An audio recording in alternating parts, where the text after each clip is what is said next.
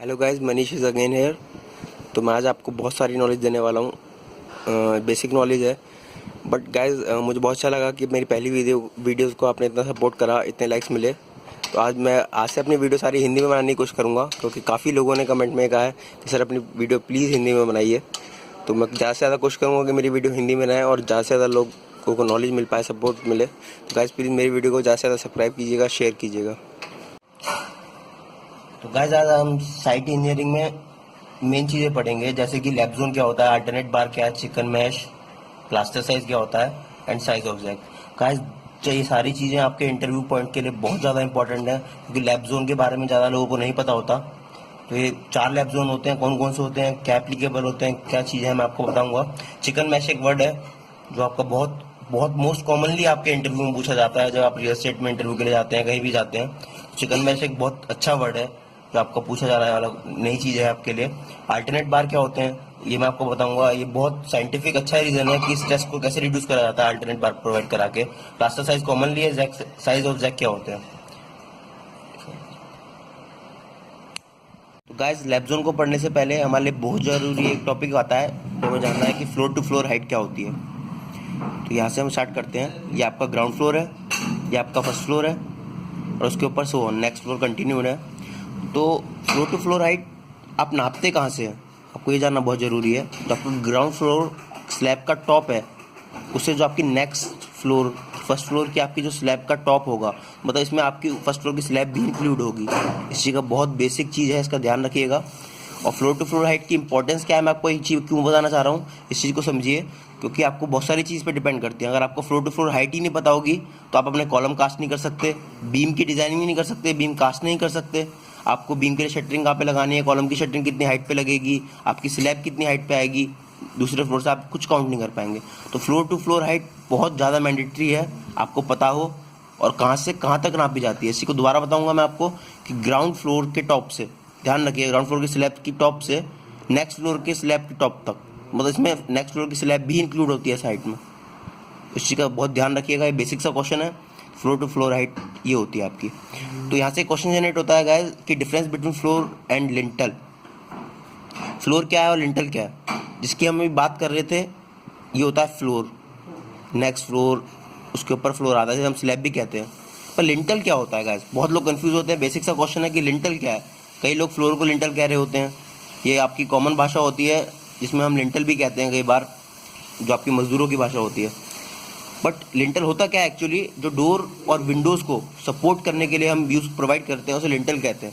जैसे आपकी डोर है तो इसके ऊपर एक पतली सी स्ट्रिप खींचेंगे हम, जो जनरली आपके सी लेवल से 1700 मीटर की हाइट पे होती है, उसे हम लिंटल कहते हैं। लिंटल्स पे आपका गेट को सपोर्ट करने के लिए, विंडोज़ को सपोर्ट करने के लिए हम लिंटल प्रोवाइड करते हैं छोटा सा। तो इसी चीज़ का क्या है, बहुत बेसिक चीज़ है, इसका ध्यान रखिएगा प्लीज़ कि फ्लोर क्या है और आपका लिंटल क्या होता है। तो गाइस हमारा नेक्स्ट टॉपिक आता है लैब जोन।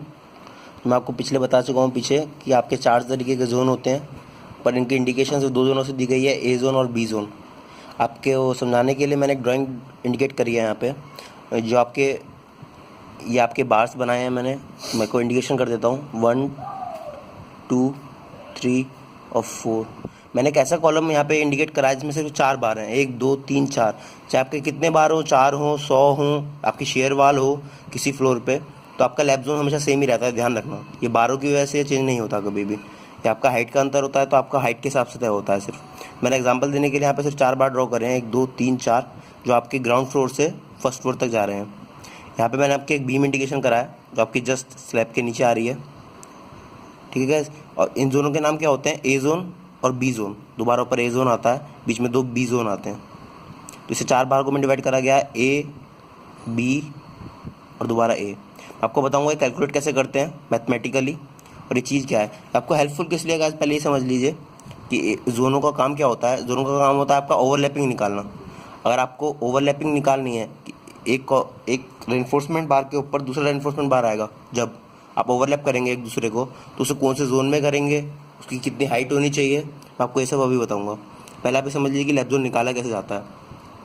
तो इस ड्राइंग के हिसाब से मैंने इंडिकेशन करा है कि मेरी फ्लोर टू फ्लोर हाइट, तो आप लिख रहा है यहाँ पे, suppose our floor to floor height is 3 metre, 3000 mm और 3 मीटर, जो आपकी जनरली होती है। आप ध्यान रखिएगा, आपको बेसिकली कभी पूछा जाए किसी भी इंटरव्यू में कि आपके फ्लोर टू फ्लोर हाइट कितनी होती है, तो आप 3 मीटर ही इंडिकेट करेंगे वहाँ पे कि आपका स्टैंडर्ड है 3 मीटर ही आपका स्टैंडर्ड होता है, हाउस का या फ्लैट्स का। कहीं भी रियल एस्टेट में 3 मीटर स्टैंडर्ड होता है हमारा, 3 मीटर 50 कहते हैं जैसे हम, पर 3 मीटर रहता है। तो सपोज़ करा मैंने कि मेरी floor to floor height, ground floor to first floor height 3 metre 50 है, ठीक है। और आपकी जो बीम है, आपकी बहुत सारी बीम आ रही होंगी फ्लोर पे, हो सकता है 30-40 बीम हो करीबन, पर आपको वो वाली बीम का साइज़ लेना है यहाँ पे जो आपकी मैक्सिमम बीम होगी, जिसकी हाइट मैक्सिमम होगी। तो मैंने सपोज़ करा यहाँ पे कि जो मेरी बीम है मैक्सिमम, उसकी हाइट 600 mm है। ध्यान रखिएगा, आपकी floor to floor height 3 metre है और आपकी मैक्सिमम बीम साइज़ 600 mm है। तो आपका फॉर्मूला क्या है यहाँ पे लैप जोन निकालने का? बहुत इंपॉर्टेंट फॉर्मूला है गाइस, ध्यान से देखिएगा, बहुत लोगों को नहीं पता होता। बीटेक का बहुत सिंपल सा आपको बताया गया होगा सेकंड ईयर में, थर्ड ईयर में, DCS में, बट लोग पढ़ते नहीं हैं। तो यहाँ पे बहुत सिंपल सा मैंने इसका तरीका बताया निकालने का। आपकी हाइट ऑफ फ्लोर बताई मैंने आपको 3 मीटर, जो मैंने आपको यहाँ पे दिखाई, मैंने सपोज करी थी। और मैक्सिमम हाइट ऑफ बीम हमने निकाली थी 600 mm। आपकी जो भी आपके फ्लोर पे मैक्सिमम बीम होगी, आप उसकी हाइट देख लेंगे ड्राइंग में, और आपकी फ्लोर टू फ्लोर हाइट आपको पता होगी, ठीक है। तो उन्हें माइनस करेंगे, डिवाइड बाय 4 करेंगे। जैसे 3000 माइनस 600, 3000 3 मीटर आपकी floor to floor height, 600 mm आपकी मैक्सिमम बीम साइज़, और डिवाइड बाय 4 जब आपने करा तो आपको 2400 आता है। आप 4 से डिवाइड करेंगे तो 600 आता है। तो मतलब 600 का आपका एक लैप जोन हो गया। ए जोन आपका 600 का हो गया, बी जोन आपका 600 का हो गया यहाँ से, ठीक है। बड़ा सिंपल सा था, height of floor minus height of maximum beam divided by 4।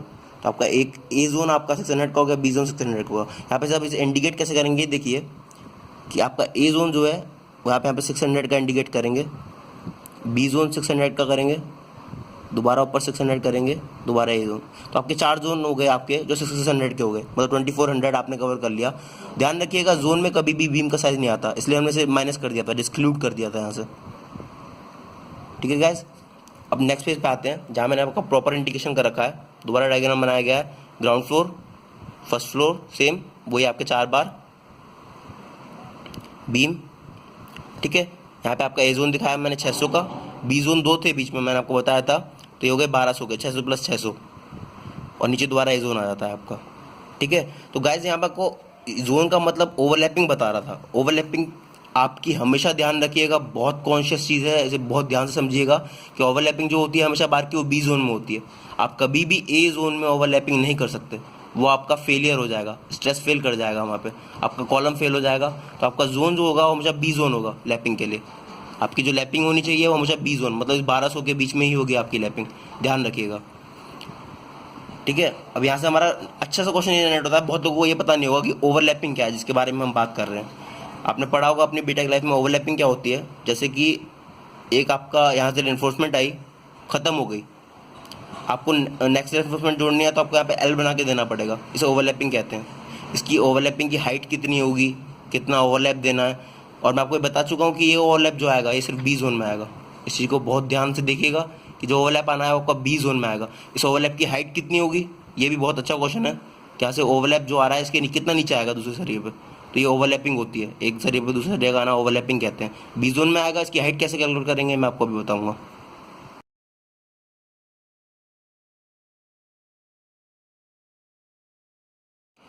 तो ठीक है, हम ओवरलैपिंग की हाइट की बात कर रहे थे यहाँ पे कि ये ओवरलैपिंग की हाइट कितनी होनी चाहिए।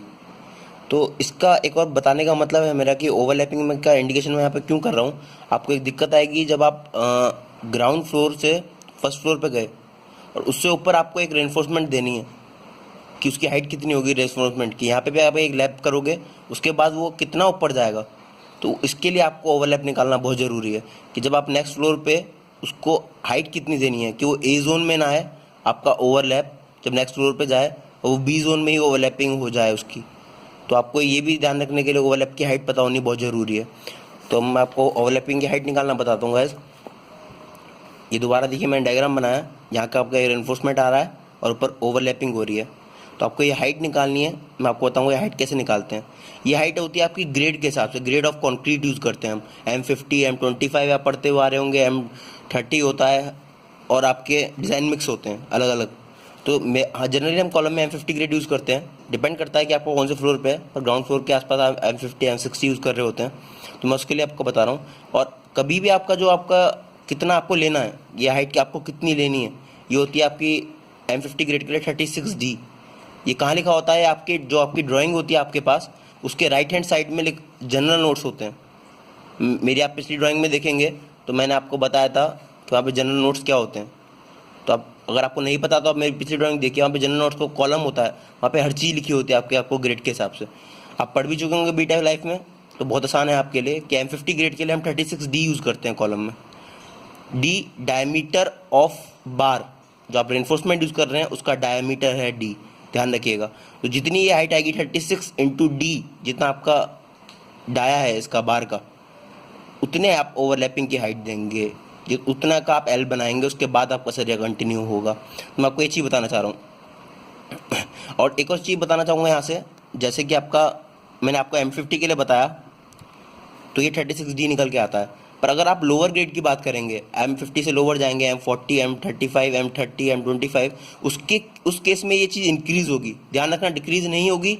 जितना लोअर ग्रेड होगा उतनी आपकी ओवरलैपिंग की हाइट इंक्रीज़ होगी। अगर आपका ग्रेड कम का है तो आपकी ये हाइट ओवरलैपिंग की बढ़ जाएगी, इसी का बहुत ध्यान रखिएगा। और जैसे सपोज़ करा मैंने कि जो मेरा ये बार है जो मैं यहाँ पे यूज़ कर रहा हूँ, ये 20 डाया का है, इसका जो डाया है बार का वो 20 है, तो उसके लिए मैंने D निकालना चाहा। 420D बार 36 इंटू 20 तो 720 mm मेरी हाइट आती है ओवरलैपिंग की। मतलब गाइज मैं कहना चाह रहा हूँ कि ये हाइट बस 720 mm होनी चाहिए। तो अब हम दोबारा पिछली ड्राइंग पे चलते हैं जहाँ मैं आपको और प्रॉपर बता पाऊंगा। तो मैंने अपनी ओवरलैपिंग हाइट निकाली 720। तो अब मैं आपको बता चुका हूँ कि जो आपका जो ओवरलैपिंग होनी है वो B जोन में होनी है, सिर्फ A जोन में आपका ओवरलैपिंग का सरिया नहीं आ सकता गाइस, ध्यान रखिएगा। तो आपको 600 में प्लस 720 करेंगे तो आपको आपकी ओवरलैपिंग की हाइट मिल जाएगी, करीबन यहाँ भी आया जहाँ भी आया आपका। तो आपको नेक्स्ट फ्लोर पे जो आपके सरिये जाएंगे, आपकी बार जाएंगी ऊपर नेक्स्ट फ्लोर पे, तो आपको वो दोनों हाइट प्लस करके आपके बार छोड़ने पड़ेंगे। 600 प्लस 720 जो आई थी उससे 50 mm 100 mm ज़्यादा करके आप नेक्स्ट फ्लोर पे अपने बार छोड़ेंगे। इसी का बहुत ध्यान रखिएगा, ये बहुत ज़्यादा ज़रूरी चीज़ होती है, क्योंकि अगर आप क्लाइंट बेस पे हैं तो आपको निकालना आना चाहिए। अगर आप किसी ठेकेदार के अंडर काम कर रहे हैं, आप काम करवा रहे हैं अपने हाथों से, तो आपको पता होना चाहिए, वरना क्लाइंट इस चीज़ को फेल कर देगा अगर आपका जोन A या A जोन में आ रहा है आपका ओवरलैप। नेक्स्ट टॉपिक आता है अल्टरनेट बार। अल्टरनेट बार क्या होती हैं, किस लिए प्रोवाइड करी जाती हैं, पहले हम इसकी डेफिनेशन पढ़ेंगे। Alternate bar is provided for reducing stress at particular point, so chances of developing crack in column and column failure is less. तो गाइज मैं आपको पिछली ड्राइंग पे ले जाऊंगा दोबारा एक बार, जो मैंने यहाँ पे 4 बार ड्रॉ करी थी, 1 2 3 और 4। तो गाइज ध्यान रखिएगा, कभी भी ये एक हाइट पे नहीं होंगी, चारों की चारों हमेशा अल्टरनेट होती हैं। ये बड़ी होगी, ये छोटी होगी, फिर ये बड़ी होगी, ये छोटी होगी। इसका रीज़न मैं आपको अपनी डेफिनेशन में बता चुका हूँ कि alternate bar is provide for reducing stress. अगर हम ये काम करते हैं कि हम छोटी बड़ी बार करते हैं, अल्टरनेट बार करते हैं, तो इसके कारण जो हमारा स्ट्रेस है, जो स्ट्रेस डेवलप होगा एक ही पॉइंट पे, वो एक पॉइंट पे नहीं हो पाएगा। और सारी बार एक हाइट की होंगी तो इसी पॉइंट पे स्ट्रेस हमारा डेवलप होगा। जब कॉलम पे स्ट्रेस आएगा, कोई भूकंप आ जाए, साइक्लोन आ जाए, कुछ भी आ जाए आपका, तो उस केस में ये कॉलम क्रैक नहीं करेगा, क्योंकि यहाँ पे स्ट्रेस एक पॉइंट पे नहीं आ रहा, अलग अलग डिफरेंट पॉइंट पे आ रहा है हर बार, तो पूरा कॉलम लोड ले रहा होगा आपका सिस्टम। तो so chance of developing crack in column and column failure is less, तो आपके कॉलम फेलियर होने के चांस बहुत ज़्यादा कम हो जाएंगे। अब हमको मेन चीज़ यहाँ पे आती है कि आपको हाइट कितनी रखनी है, अल्टरनेट बार की हाइट कितनी रखनी है। हम 300 mm रखते हैं जनरली, आपकी हाइट ये मिनिमम 300 mm होनी चाहिए, या लगभग 300 mm होनी चाहिए। 600 mm तक ले सकते हैं, पर उसको डिपेंड करता है आपकी फ्लोर टू फ्लोर हाइट बहुत ज़्यादा हो, या आप किसी अंडर पार्किंग एरिया हो, आपका नॉन टावर हो, उसमें काम कर रहे हो, वो अलग मैटर है आपका। बट आपको मिनिमम आपको हाइट 300 लेनी है, तो उससे क्या होगा कि आपका एक पॉइंट पे स्ट्रेस जनरेट नहीं होगा, जिसकी वजह से आपका कॉलम कभी फेल नहीं करेगा। आपको दोबारा बताऊंगा कि ये जो आपके मैंने 4 बार ड्रॉ करे थे, या अल्टरनेट होने चाहिए, ये बड़ा, ये छोटा, ये बड़ा, ये फिर छोटा, 300 mm का डिफरेंस सब में होना चाहिए। उसके कारण आपका स्ट्रेस कभी भी एक पॉइंट पे ज़्यादा जनरेट नहीं होगा, जिसकी वजह से आपका कॉलम कभी फेल नहीं करेगा। तो हमारा नेक्स्ट टॉपिक आता है चिकन मैश। चिकन मैश एक अजीब सा वर्ड है, आपको सोच रहे होंगे चिकन मैश है क्या चीज़। मैश मतलब होता है जाली, या आप कोई भी जाल को मैश कहते हैं। तो ये एक्चुअली बहुत इंपॉर्टेंट क्वेश्चन हो गया है आज के पर्सपेक्टिव से। मैंने खुद दो तीन इंटरव्यू दिए हैं जहाँ पे मेरे से हर बार ये क्वेश्चन पूछा गया चिकन मैश है क्या। मैं आपको बताना चाहूँगा, chicken mesh is use to retain plaster on vertical wall. ये एक जाली होती है जो आप अपनी दीवारों पे लगाते हैं, चारों कोनों से पिन कर देते हैं इसे, उसके बाद इसके ऊपर प्लास्टर लगाते हैं। ये आपका प्लास्टर को रिटेन करने में, रोके रखने में हेल्प करता है। इससे आपके प्लास्टर की लाइफ बढ़ जाती है। और आप खासकर से कहाँ पे यूज़ करते हैं, जहाँ पे आप माइवान शटरिंग का यूज़ करते हैं। यहाँ पे आप माइवान शटरिंग यूज़ कर रहे हैं और इसे हम कहते हैं एल्युमिनियम शटरिंग। जहाँ पे भी हम इन चीज़ों का यूज़ करते हैं, क्योंकि इसके बाद जो आपकी फिनिशिंग आती है वॉल की, वो बहुत ज़्यादा प्लेन सरफेस होता है, तो आपका प्लास्टर ढंग से रिटेन नहीं कर पाता और उसके कारण प्लास्टर गिरने लगता है। उसके लिए हम चिकन मैश का यूज़ करते हैं। एक लोहे की जाली है, एल्युमिनियम की जाली होती है, ठीक है। इसकी डाया जाली का जो बार होता है उसका कम से कम ये मान लीजिए 2 से 4 mm थिक होती है, इतनी मोटी होती है, तो उसे यूज़ करते हैं। और उसका मेन काम होता है retain plaster on vertical wall, ठीक है। याद रखिएगा, एक सिंपल सा है, कुछ में कुछ बड़ी चीज़ नहीं है, पर बहुत ज़्यादा पूछे जाने वाला क्वेश्चन है इंटरव्यूज़ में कि चिकन मैश होता क्या है। It help to retain plaster on vertical wall, ठीक है। नेक्स्ट टॉपिक आता है हमारा प्लास्टर साइज़ क्या क्या होते हैं। बहुत कन्फ्यूज़न होती है लोगों को कि इनर प्लास्टर, आउटर प्लास्टर, काफ़ी सारे प्लास्टर होते हैं हमें, तो उनके साइज़ क्या डिफाइंड है। इनर वॉल का साइज़ है, अगर आप अंदर की ओर कर रहे हैं वॉल में, रूम में, तो आप 12 mm। ये कोई फिक्स साइज़ नहीं है, हर कोई सिचुएशन के हिसाब से या हर कोई आर्किटेक्चर अपने हिसाब से डिफाइन करता है इस चीज़ को।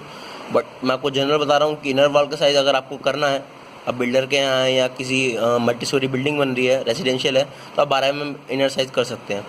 सीलिंग होती है आपकी रूफ, छत पे, अगर इनकेस आपको छत पे करना है प्लास्टर, आप पीओपी नहीं करा रहे या कुछ भी है, तो आप 6 से 8 mm का करेंगे बस। और आउटर वॉल मतलब बाहर की जो वॉल होती हैं उन पर थोड़ा बड़ा करना पड़ता है, जैसे 14 से 15 mm 16 mm तक का आप कर सकते हैं। पर ये कोई फिक्स नहीं है, इसलिए आपको पहले बता रहा हूँ, ये कोई फिक्स नहीं है। हर कोई बंदा अपने आप से प्रेफर करता है कि उसे कितना प्लास्टर करना है अपनी वॉल के हिसाब से। उसके बाद हमारा नेक्स्ट टॉपिक आता है जैक, सपोर्टिंग जैक जिसे हम कहते हैं। जैक हम बल्लियों को कहते हैं, जैसे कि हम लेबर की बात करें, लेबर लैंग्वेज में, तो बल्लियों को जैक कहते हैं। Jack is helpful in supporting pre casted floor, मतलब कि अगर आपको अपना फ्लोर डालना है, स्लैब डालनी है, तो आप वहाँ पे आप शटरिंग लगाते हैं, वुडन की हो चाहे एल्युमिनियम की हो, तो उन्हें सपोर्ट चाहिए होता है, तो वो आपका जैक प्रोवाइड करते हैं। और एक अच्छा क्वेश्चन इंटरव्यू में ये पूछा जाता है आजकल, 2 क्वेश्चन यहाँ से पूछे जाते हैं कि जैक कितनी दूरी पे लगता है। जैसे आपने एक जैक लगाया शटरिंग के नीचे रिटेन करने के लिए, दूसरा जैक उससे कितनी दूरी पे लगेगा, तो आप ध्यान रखिएगा हमेशा ये 2 से 3 फीट की दूरी पे, 2 फीट की दूरी पे मिनिमम दूसरा जैक आपका होना चाहिए। 2 या 3 फीट की दूरी पे आपका जैक दूसरा लगता है। जैक के साइज़ कितने कितने होते हैं, एक 3x3 का आता है, 2x3 का आता है और 2x2। ये डायमेंशन आपकी फीट में, मीटर में नहीं है, ध्यान रखिएगा। ये आपकी जैक की डायमेंशन फीट में होती है। जैक होता कैसा है, एक छोटा सा डायग्राम बनाया आपको समझाने के लिए सिर्फ। ये आपका सपोर्टिंग स्टैंड है नीचे, जो आपके जैक को सपोर्ट रखता है, सीधा रखता है। उसके ऊपर एक होलो पाइप होगा, जिसके अंदर दोबारा एक ऊपर होल होगा और एक होलो पाइप उसके अंदर जा रहा होगा। तो 2 पार्ट में डिवाइड होता है जैक हमेशा। ये आपका पार्ट अंदर चला जाता है, इसकी हाइट छोटी हो जाती है, आप इसे ऊपर निकाल के इसकी हाइट बड़ी कर सकते हैं।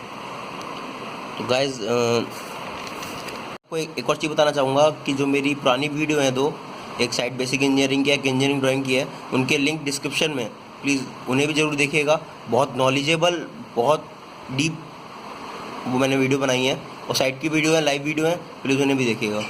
मैं अपनी नेक्स्ट वीडियोज़ में साइड इंजीनियरिंग चैनल में आपको बताने की कोशिश करूँगा कि टाइप ऑफ सैंड्स और सीमेंट्स क्या होते हैं। सैंड के जोन होते हैं, A grade, B grade, D grade का सीमेंट होता है। सीमेंट होता है OPC, RCC, इनमें डिफरेंस क्या है, कहाँ पे क्या यूज़ करना है, आपको सब बताऊंगा। What is retaining wall, retaining wall structure कहाँ पे बनाया जाता है, कैसे बनता है, और क्या क्या स्पेसिफिकेशन होती हैं, ये मैं आपको बताऊंगा। या how to find the number of bags of cement. Guys ये बहुत कॉमनली आस्क्ड क्वेश्चन है कि नंबर ऑफ सीमेंट बताओ, number of bags of cement बताओ, कितने लगेंगे, जैसे 1 मीटर क्यूब में कितने सीमेंट ऑफ बैग्स लगेंगे। तो आपके कॉलेज लाइफ में या आपके इंटरव्यू में बहुत नॉर्मल सा क्वेश्चन है जो आपको कभी पूछा जा सकता है। ये बताऊंगा कैसे कैलकुलेट करना है। How to calculate amount of concrete in column, beam and floor. आपको कितना अमाउंट कंक्रीट का लगेगा, जैसे आप साइट इंजीनियर होंगे तो आपको पता होगा कि आपको कंक्रीट की रिक्वायरमेंट होती है, आपको बताना पड़ता है प्लांट वाले को कितना कंक्रीट मंगाना है आपको, कॉलम में डालने के लिए, बीम में डालने के लिए, आप स्लैब डाल लें, फ्लोर डाल लें, तो आपको कैसे कैलकुलेट करनी है वो चीज़ें। ये difference between footing and rafting, ये बहुत अच्छा क्वेश्चन है गाइज, ध्यान से देखिएगा। फुटिंग क्या है और राफ्टिंग क्या है, इनमें डिफरेंस क्या है, ये नहीं पता होता किसी को भी, बहुत कम लोग जान पाते हैं फुटिंग राफ्टिंग में डिफरेंस क्या है, मैं आपको डिटेल में बताऊँगा। तो गाइस प्लीज़ मेरे चैनल को सब्सक्राइब कीजिए, और जितने अच्छा मुझे रिस्पांस मिलेगा अब तक मिलता हुआ आ रहा है आपकी मेरी पहली वीडियो से, मैं उतनी अच्छी कोशिश करूँगा कि आपकी बेटर वीडियो डाल सकूँ और आपके क्वेश्चन को सॉर्ट आउट कर सकूँ। Thank you guys.